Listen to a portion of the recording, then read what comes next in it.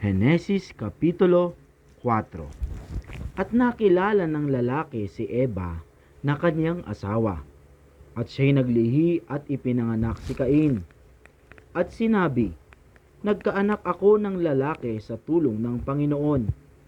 At sa muli ay ipinanganak ang kanyang kapatid na si Abel. At si Abel ay tagapag-alaga ng mga tupa, tatapwat si Cain ay magbubukid ng lupa. At nangyari nang lumalakad ang panahon, ay nagdala si Cain ng isang handog na mga bunga ng lupa sa Panginoon. At nagdala rin naman si Abel ng mga panganay ng kanyang kawan, at ng mga taba ng mga yaon.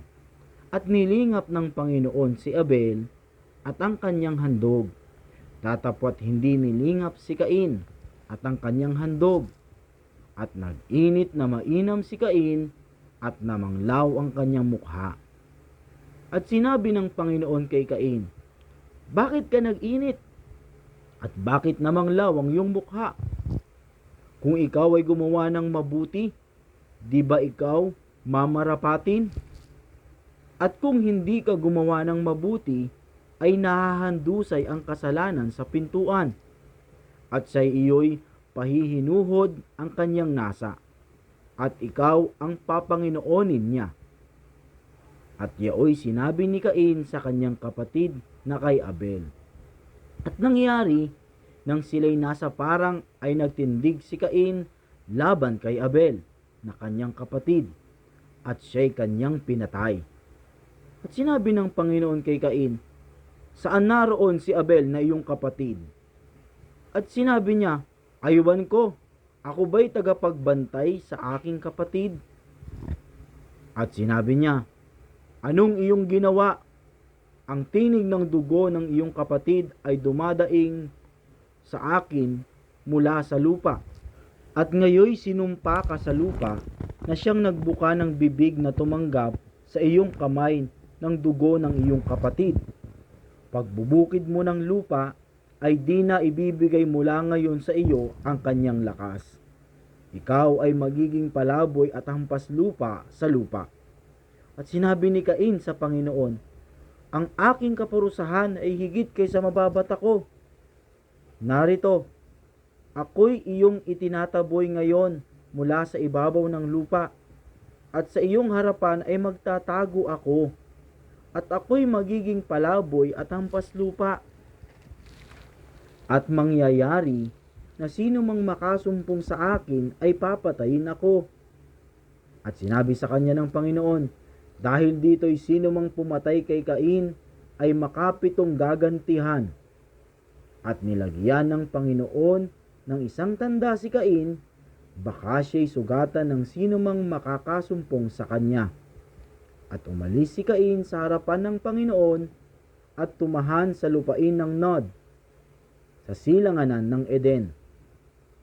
At nakilala ni Cain ang kanyang asawa, at siya'y naglihi at ipinanganak si Enoch. At siya'y nagtayo ng isang bayan at tinawag ang bayan ayon sa pangalan ng kanyang anak, Enoch. At naging anak ni Enoch si Irad, at naging anak ni Irad si Mehuael, at naging anak ni Mehuael si Metusael, at naging anak ni Metusael si Lamec. At si Lamec ay nag-asawa ng dalawa, at ang pangalan ng isa'y Ada, at ang pangalan ng ikalawa ay Zila. At naging anak ni Ada si Habal, na siyang naging magulang ng nangagsisitahan sa mga tolda at may mga hayop. At ang pangalan ng kanyang kapatid ay Hubal, na siyang naging magulang ng lahat na tumutugtog ng alpa at ng plauta. At tungkol kay Zila, ay ipinanganak naman niya si Tubal-Cain, na mamamanday ng lahat na kagamitang patalim, na tanso at bakal. At ang kapatid na babae ni Tubal-Cain ay si Naama. At sinabi ni Lamec sa kanyang mga asawa, Ada at Sila, pakinggan ninyo ang aking tinig. Kayong mga asawa ni Lamek ay makinig ng aking salaysay, sapagkat pumatay ako ng isang tao dahil sa ako'y sinugatan, at ng isang binata dahil sa ako'y hinampas.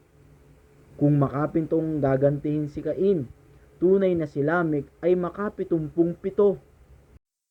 At nakilalang muli ni Adam ang kanyang asawa, at nanganak ng isang lalaki, at tinawag ang kanyang pangalan na Set, sapagkat anya'y binigyan ako ng Diyos ng ibang anak na kahalili ni Abel, sapagkat siya'y pinatay ni Cain. At nagkaanak naman si Set ng isang lalaki, at tinawag ang kanyang pangalan na Enos. Noon ay pinasimulan ng mga tao ang pagtawag sa pangalan ng Panginoon.